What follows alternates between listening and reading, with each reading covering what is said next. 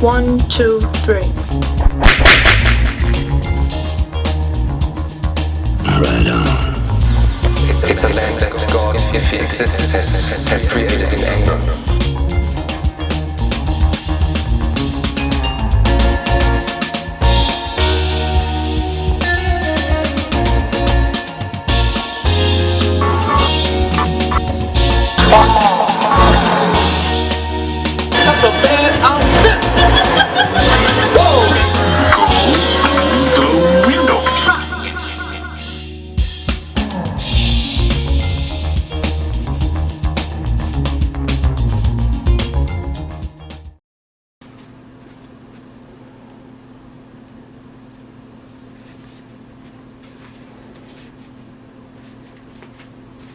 Hey Charlie, you want to listen to Star Wars? Would you like to listen to Star Wars? Well, I do. So we gotta find the right side here. Side one. Fire up the old Fluence turntable.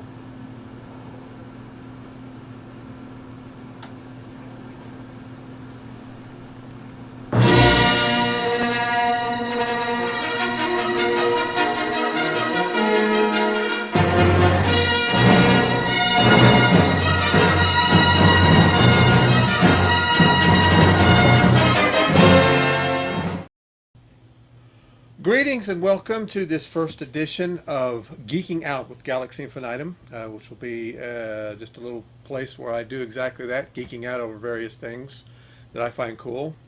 And as you might guess from my attire, the first subject is going to be the greatest of all geek subjects, namely Star Wars. And yes, I have an actual vintage Star Wars shirt on here. This actually was my mom's shirt from back in the day.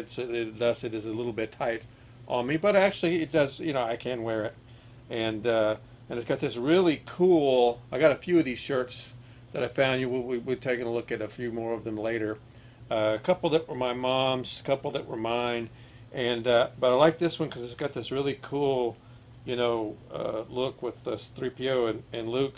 And it's got the Star Wars logo with this kind of stylized disco-y kind of color scheme, with the kind of border going around. It gives it a very retro look.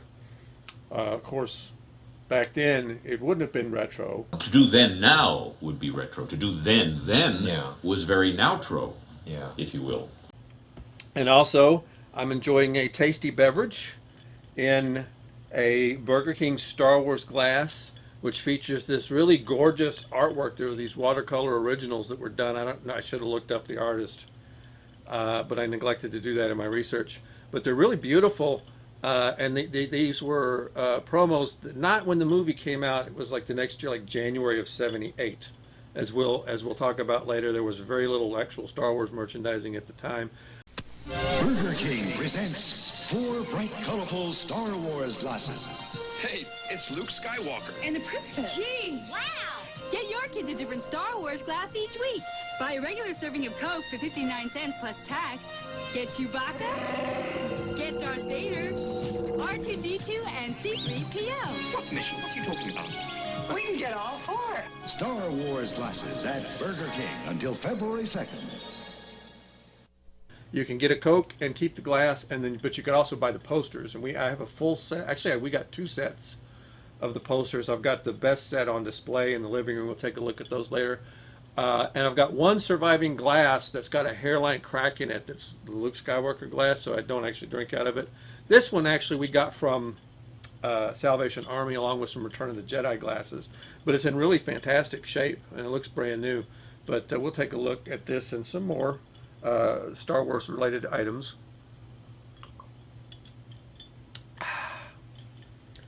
A little later on. As mentioned, I did do quite a bit of research for this, which is mostly going to be kind of a nostalgic look back on personal memories of me and some of my family members. I talked to my mom, my dad, my sister, all of whom were around at the time Star Wars came out originally in '77. So Star Wars turned 45 this year. May 25th, as a matter of fact, the day it was released back in 1977. Now, it's a little later than that here in the summer, or at the tail end of summer.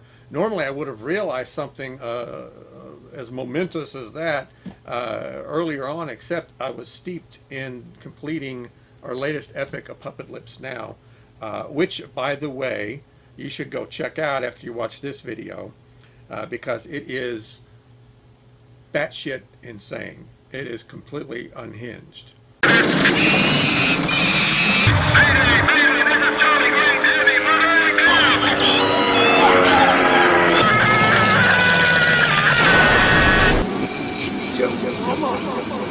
And I guarantee that you will see nothing else like it on YouTube. And that's the Galaxy Infinitum guarantee. So, Star Wars 45, man, does that make me feel old. And it puts me in a contemplative state of mind, which I am, considering Star Wars nearing the half-century mark. As I turn back the clock to that fateful summer of '77 when I turned 8 years old when Star Wars came out that summer. And then a little later on, we'll be looking at some of the Star Wars memorabilia and collectibles that I still have from that time. So stay tuned. Sound of the 70s. You know what's going on? Maybe it's another drill.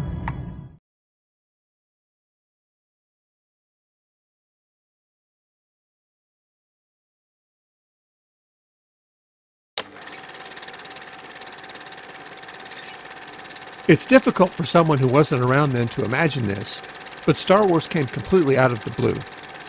Nobody was aware of it before it came out. Well, almost nobody, as we'll see shortly. The studio, aside from executives Alan Ladd Jr. and Ashley Boone, had no faith in the film and had given it virtually no promotional budget. George Lucas himself thought that it might make as much as a typical Disney film of the era, about $25 million, which would have made it a moderate success. The film was a mild risk for 20th Century Fox, and the execs were a little nervous about this weird movie they had on their hands. So there was very little promotional push in the months leading up to the film's release. Something else to keep in mind is how very different the world was in 1977. There was no internet, no social media, no constantly being plugged into a worldwide net of news and voices and media streams and hyper-awareness of every little pop cultural touchstone. A lot of people didn't even have cable TV. They got their television over rabbit ear antennas and had at most 3 or 4 TV stations to choose from. And those TV stations signed off after the Late Show. They said goodnight, played the national anthem like in the opening of Poltergeist, and cut their signal. And what was left on your screen was not a sea of blue, but a rasping, snowy field of static that sometimes revealed glimpses of strange, ghostly signals. The first 24-hour station wasn't even until CNN debuted in 1980, according to my research. HBO didn't even go 24 hours a day until 1982. And I do remember when we first got HBO in the 70s, how it would run about 9 hours a day. Here, we got an HBO guide from 1979, 2 whole years after Star Wars came out, with Burt Reynolds and Hooper on the cover here. And HBO didn't even start their broadcast day until like 2 or 3 in the afternoon. They signed off about maybe 1 in the morning. So like not even HBO was like 24 hours.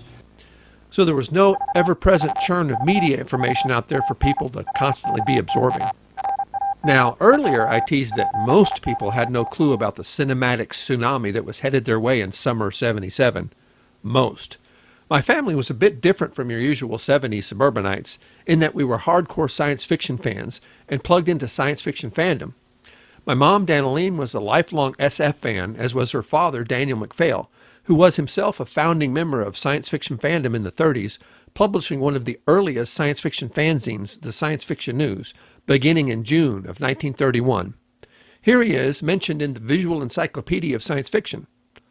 Interesting coincidence here, one of the last entries in that book's timeline of notable science fiction events, The Star Wars, directed by George Lucas, nears completion. My grandfather would publish many other zines, in particular Fantasy Press, as part of FAPA, the Fantasy Amateur Press Association, for many decades, and befriend many notable figures, including Jerry Siegel and Joe Shuster, creators of Superman, and Forey Ackerman, publisher of Famous Monsters magazine. And of course, attend many science fiction conventions. And not coincidentally, we attended many science fiction conventions when I was a kid, and they were quite different back in those days. homegrown, organic, and funky, not the slick corporate affairs you have today. And so we went to a lot of science fiction conventions. I myself, as a kid, read Forey Ackerman's famous Monsters of Filmland, Starlog magazine, which is what we had in those days instead of the internet. As mentioned, 20th Century Fox did not have a lot of confidence about the movie before its release. True, director George Lucas had a monster hit a few years before in American Graffiti, still to this day one of the most profitable films of all time, and it made an impact on the zeitgeist, spanning a slew of crazy kids and one action-packed night movies, as well as the 50s nostalgia wave typified by Happy Days and Grease. But they really weren't sure about this oddball space opera Lucas had cooked up. But before the movie came out, the lack of an advertising budget led Lucas and his team to think outside the box. One of the ideas they hit on was sending producer Gary Kurtz around to science fiction conventions in the months leading up to the release of Star Wars to do a presentation of clips from the film to sci-fi fans. It's worth noting that this publicity tour was paid for on Lucas's own dime, as the advertising budget of the film was practically non-existent. Guess who got to see one of these presentations? Yep, my family trundled off to one of these conventions in Dallas some months before Star Wars came out, totally unaware of what we were going to behold. Needless to say, we were blown away by Kurtz's presentation, which took place in the main convention hall, outside of which was a large cardboard cutout of the Millennium Falcon. My mom recalls, "I remember just being blown away and beyond excited. I remember the room was packed with fans wall to wall, and the crowd exploded with cheers and excitement and anticipation.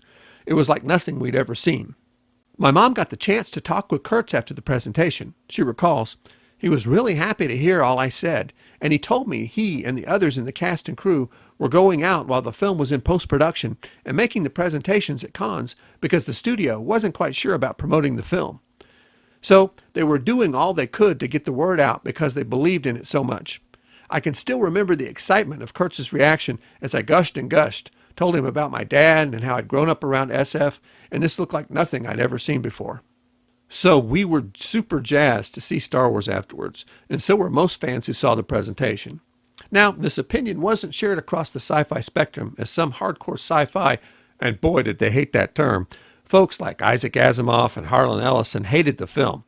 And for a glimpse of the uber-nerd reaction of some of these science fiction purists, check out the Q&A Kurtz and Mark Hamill did at the World Science Fiction Convention in Kansas City around the same time as the convention that we attended.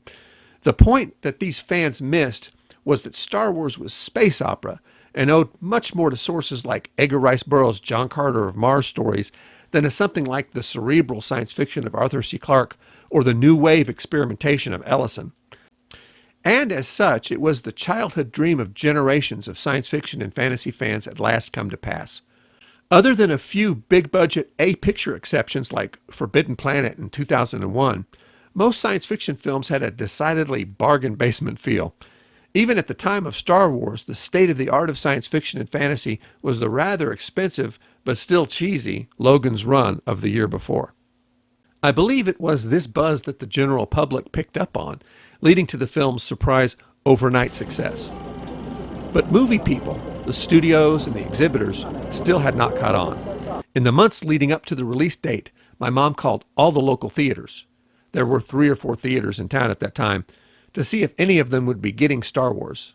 They all told her no. One guy even laughed at her. "Lady, that movie ain't gonna make a dime." We were crushed that the film we were so looking forward to wouldn't play in town. However, my dad stepped up to the plate and announced that we would be driving up to Oklahoma City to see the film. So Star Wars opened May 25th in only 38 cities. When it opened in Oklahoma City, about 90 minutes away from my childhood home, we went up there, all 4 of us, me, my mom, my sister Jennifer, and my dad George, who drove us to many conventions and movie openings and vacations over the years. Thanks, Dad. Here we are a couple of years before Star Wars came out, on vacation.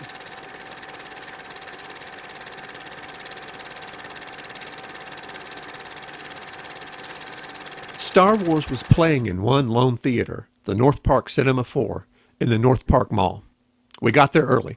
The theater squeezed in 7 shows that day, including a midnight screening. Because already the film was starting to generate buzz. From the day that it opened, it exploded. You know, when it premiered in Grauman's Chinese Theater, it was just the word had already gotten out. and there was a buzz about the film amongst just kind of just people out there. And in fact, a funny story, a little aside here, George Lucas and his wife Marcia were still working on the film when it opened. They were cutting the foreign language prints that were going to be going out because they didn't release films day and date internationally like they do today. They would typically go out in foreign language versions to different countries around the world like months later. So they were actually working away, cutting the foreign language versions of the film. Lucas himself planned to be out of the country when the film opened because he was afraid it was going to be a bomb.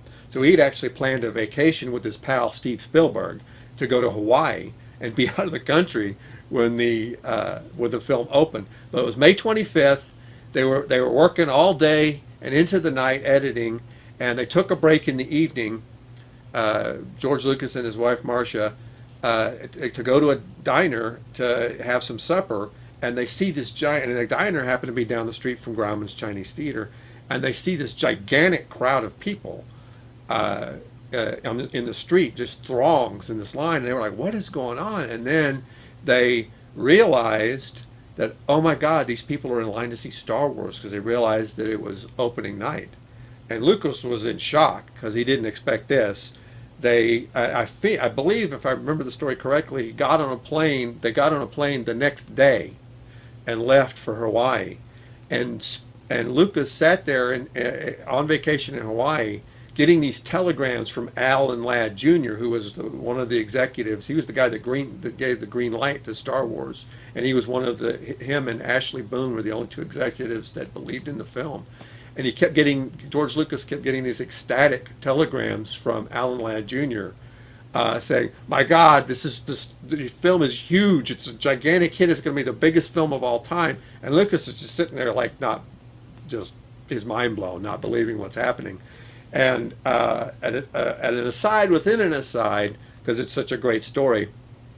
Now the story goes that Lucas and Spielberg were sitting on the beach in Hawaii making sandcastles and just talking about movies and stuff. And Spielberg was taking a break from finishing Close Encounters of the Third Kind, which was his big film, which would be coming out later in the year around Christmas. And so Lucas asked him, "Hey Steve, man, what do you want to do after you finish Close Encounters?" And Spielberg said, "Well, I always wanted to direct a James Bond movie." And George Lucas said, "Man, I got something a lot better than that." And he proceeded to tell him the story about a whip-cracking archaeologist named Indiana Smith, and which of course became Indiana Jones later on, because Spielberg felt that the name Indiana Smith, that the name Smith was too plain. But and thus a whole other movie franchise was born. But so when it opened there in Oklahoma City, we loaded up in the Olds 88, this big gigantic blue boat of a car, and drove up to Oklahoma City. My mom reports, "I can still remember how excited I was as we drove the last few blocks." Now I, and my sister as well, remember the theater as being ornate and opulent, although the pictures I have dug up would suggest otherwise. I think it was just the whole magical quality of the event that made everything seem special. According to my sister, 2.5 years younger than me, I remember being either in the front row or near it. In my memory, it was a large and grand-looking theater, but that could totally be me just creating that. I recall the sound was just incredible and really helped make it just an overwhelming, extremely cool, thrilling, and just very foreign experience. Another funny memory thing, I swear the theater smelled like vinyl. Like that amazing, crisp, electrifying sound coupled with the new smell of vinyl joins together to make it such a fresh, futuristic, and thrilling memory. However, I'm pretty sure I might just be combining that with all the Star Wars records we bought soon after. My sister's recollection jibes with my memory of it being a very special, even magical experience. I think the theater may not have been quite as opulent as we remember it, but I do specifically remember red velvet ropes, and I thought those were pretty spiffy. The theater was only half full or less. I have scattered impressions from that first screening. I remember the invocation of a long time ago in a galaxy far, far away was so strange and magical, and in retrospect is so smart, although it is hard now to separate it from 45 years of being an iconic movie opening. It's a way of saying once upon a time and perfectly sets audience expectation of what is to come. In reality, what that invocation does is cast a spell over the audience about to see the film for the first time. And then that mind-blowing visual of the Star Destroyer racing overhead. I cannot overstate how cataclysmic that was. Nobody had ever seen anything remotely like that before, in scale, in scope, in perfection of execution. It's still probably the greatest single FX shot ever. It's utterly flawless. The story goes that on opening night at Grauman's Chinese Theater, the audience broke into spontaneous applause at that shot. Something amusing my sister remembers is having trouble telling where the dialogue in a lot of scenes was coming from. She says, I do recall that there were times I was very confused who was talking when it was coming from non-humans. And there are a lot of non-humans speaking in some way in the film. When the camera is focused on some of them, and especially when they're moving around, when the noise dialogue is happening, like how R2 shakes and spins his head off and when he's bleep blooping, then it would be easier. But I remember some scenes where I wasn't sure if it was droids, Jawas, sand people, Chewie, or stormtroopers talking. I do remember in particular the "Look, sir, droids" scene being very confusing because it's the first time we really focus on them speaking, and you can hear multiple voices, plus the thing they're riding making noise, but no one is moving their mouse. The old version of that mount not being as animated added to that. I remember the most confusing scene. It's one of the first scenes with dialogue too, which didn't help. The scene where Vader is interrogating and choking the ship's captain. I remember just being wowed and overwhelmed by what I was looking at, as well as a bit scared. And here were two different disembodied speaking voices, Vader and Stormtrooper, and I couldn't tell where they were coming from. Add to that the breathing and clicking noises, and I was so lost. Now, something that I specifically remember is being incredibly alarmed when Uncle Owen told Luke to take R2 into Anchorhead the next day and have his memory erased. Oh no, I thought. An aside here, one of the indications of how well the film was working was how quickly audiences responded to and fell in love with that bickering droid duo, R2 and 3PO. They are still the best cinematic robots, both in design and execution, and in how they function in the story. They are really audience surrogates, bringing us into the action and then coming along for the ride. A brilliant choice, and one of the ways in which Star Wars magnificently combined the exotic, incredibly realistic robots with the familiar, a bickering comedic duo. This combination of the exotic and futuristic with the familiar and old-fashioned is one of the film's greatest and most enduring strengths. My wife Margaret recalls when she first saw the film that she thought R2 and the Jawas, being short, were all kids, and thus kindred spirits. And she was absolutely convinced that Darth Vader was a robot, and could not be convinced otherwise. I also vividly remember the Sandcrawler sequence, how it looked on the giant screen, all the robots in the hold, the tiny Jawas and their huge machine rolling across the sands of this strange world. Another example of what Star Wars did so well, did better than any movie before and really since, which was to suggest a world, a universe that was much bigger than the screen that contained it. The film was stuffed full with throwaway details, sequences and effects and creatures that would be centerpieces of any other science fantasy film that came before.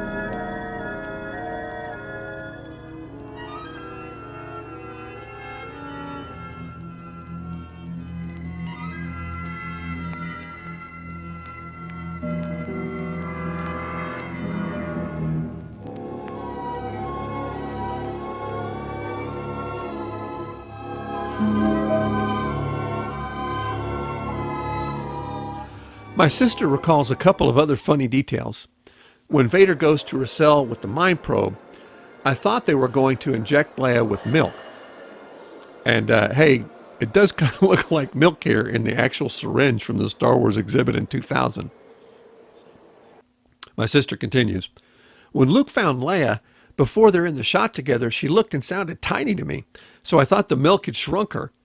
When Vader chokes old boy whose lack of faith he finds disturbing, when he's released and almost face plants on the desk, I thought that was an egg yolk under him. I don't know why or how it was there. Don't ask me. I just thought one was suddenly there. I mean, clearly I stayed very, very confused through the entire film. And indeed, that little yellow button or dial or whatever it is does look a lot like an egg yolk. Another vivid memory for me was when Luke got pulled down into the trash compactor by that rubber tentacle. When he resurfaces moments later, what he says is, "It let go of me and disappeared." What I heard was, "Obi-Wan disappeared," which confused me to no end. I imagine he had somehow resurfaced somewhere else in the Death Star and had seen Obi-Wan somehow disappeared. Now, the weird thing is, of course, spoiler alert, that Obi-Wan does in fact disappear later in the film when Vader swats him with his lightsaber. Or rather, when Obi-Wan lets Vader swat him with his lightsaber. Something that I think bears mentioning today is the fact that the escape from the Death Star and the turret gun battle with the TIE fighters feels like the damn climax of the film. It was certainly bigger, more thrilling, and triumphant than just about any climax of any special effects movie up to that point. What is really wild is the real climax is still to come, the assault on the Death Star, which is the greatest sustained action effect sequence of all time. And the TIE fighter turret battle itself still holds up as one of the greatest as well. And these scenes come practically back to back after all the other incredible sights and thrills the film has already delivered. It's no wonder people lost their friggin' minds for this movie. Just another small example here that I think has since been overshadowed in the Star Wars mythos over the years. People were talking about the cantina sequence for months and months after the film came out. Just that scene alone drove audiences wild. And this is just another example of the brilliance of Star Wars, because as soon as Luke and Obi-Wan go into the cantina, everyone in the audience instantly recognizes where they are. They're in an Old West saloon, and we even get a shootout with a gunslinger and a bounty hunter. It just so happened that the gunslinger was a smuggler who flew a starship, and the bounty hunter was a green alien who spoke in a strange but believable subtitled language. Another example of Star Wars combining the familiar with the exotic, and it's one of the reasons it works so incredibly well with audiences. My dad in particular remembers the Western influence resonating with him. It was kind of like an old Western to me, with the shootout, the gunslinger, the young kid off the farm, the kid's family gets massacred so he has to go off with the old gunfighter. When I was a kid, I watched a lot of Westerns. Something else that struck me was when the bartender said, "We don't serve their kind here," to the robots, was like the prejudice shown to an Indian or a black person. When the movie was over and the lights came up, none of us really wanted the spell Star Wars had cast to be over. My mom remembers saying, "I've waited for this movie my whole life." But it was my dad who stepped up once more to the plate of awesomeness.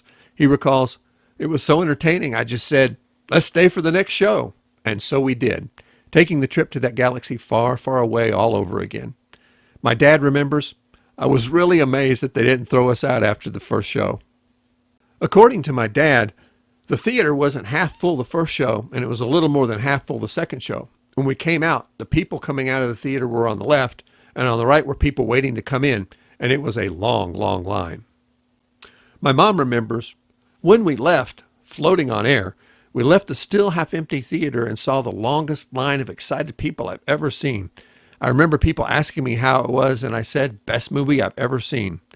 We'd gone to a super early show, and by the time we saw two showings, it was about 4 o'clock, and that show was sold out. Driving back home in our giant old 98, my mom says, "I remember on the trip back to Lawton, I kept playing with the window, raising it up and down, because it sounded like the X-Wing's wing extending." And I remember this clearly because I did this to myself that entire summer. They sounded like the X-Wing wings opening up their S-foils in attack position. That it's like, so when you would roll the window down and up and go, and it would sound just like the X-Wings opening up into the X position. And I can remember doing that whole summer. The film was already a smash hit by that point and was playing in our little podunk town within a week or two, despite what that jerk of a theater manager had said. And it played in Lawton for almost, I think, an entire year, very nearly a year. And I don't know how many times we saw it. We saw it many, many times. I kind of have a figure in my head of seeing it like 156 times in the theater. But that includes all the re-releases as well, because we kept seeing it that summer and then into the fall, and as it played and played and played for month after month. And then it went into the next year in 78, and then that summer of 78 they did an official reissue, which used this poster here, which is still one of my favorite Star Wars posters. This is from the 1978 reissue, and this is just a fantastic, beautiful poster.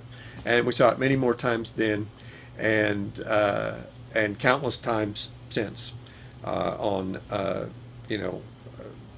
cable and video and DVD and Blu-ray and 4K, and So I have no idea how many times I've seen the film now. And of course, the film was a culturally seismic hit everywhere, in my town and all around the world. The film was so big, it even had its own hit disco single.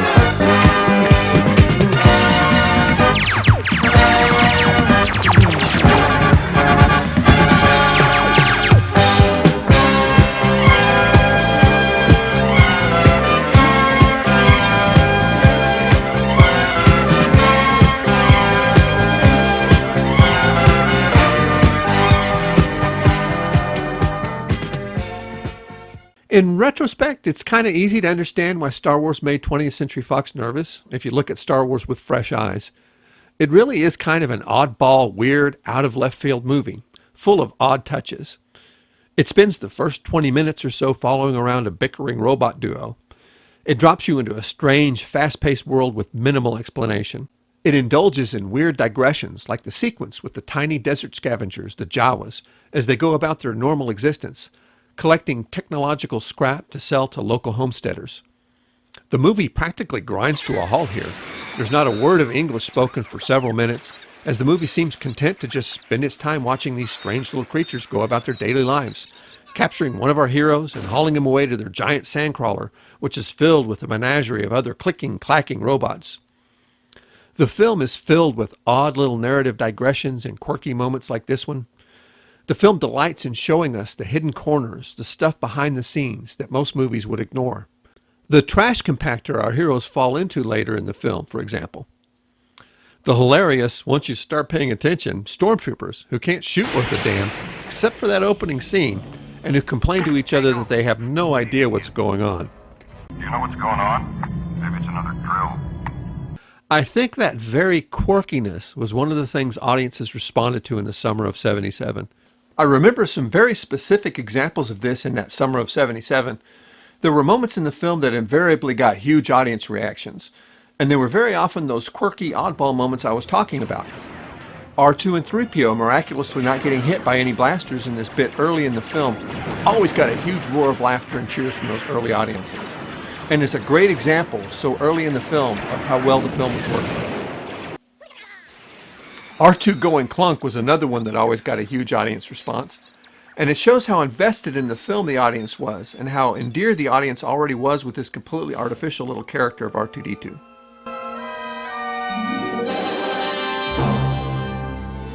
Mos Eisley Spaceport. You will never find the more wretched hive of scum and villainy. We must be cautious. These aren't the droids you're looking for, was another.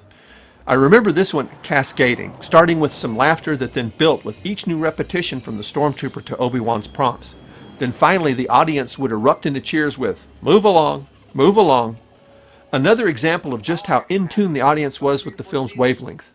In lesser hands, this scene could have just come off as weird or confusing, but the audience has at this point so completely bought into the world Lucas has created that he can do no wrong.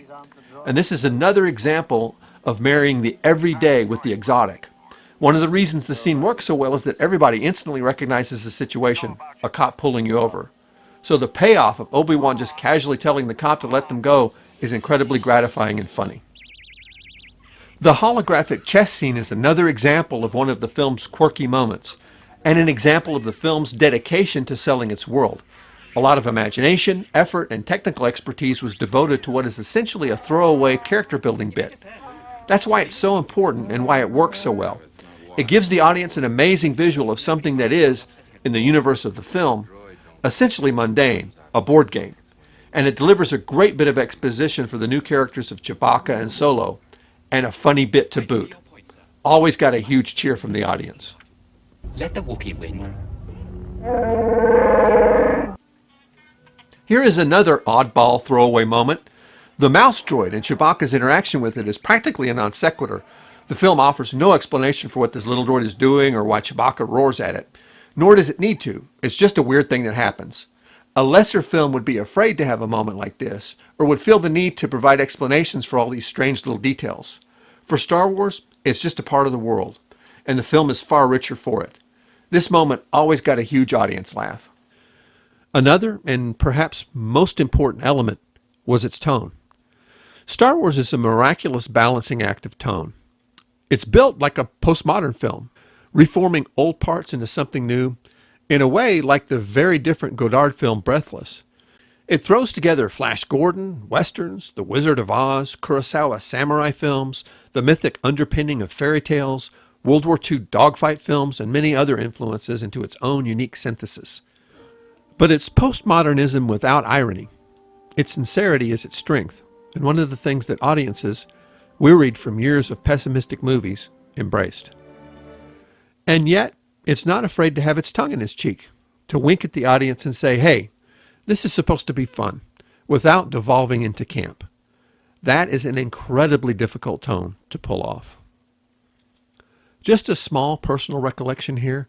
It initially played in my hometown at the Video Twin, later to become the Video Triple when they chopped the large downstairs auditorium into two, a theater that was turned into a plumbing wholesaler in the 90s. That theater had a cool red brick entryway with red brick columns. All the red brick was covered by vines, and the whole effect was dark, subterranean, and to my 8-year-old eyes felt ancient and mysterious. And really reminded me of the temple room at the end of the film. And it was really cool to be able to walk through after coming out of seeing Star Wars yet another time, the music still ringing in my ears. It really was rather magical. And we have cats that are going cuckoo crazy, but you can't see them, but they're all around me. They're all around me. What? Hello, Charlie.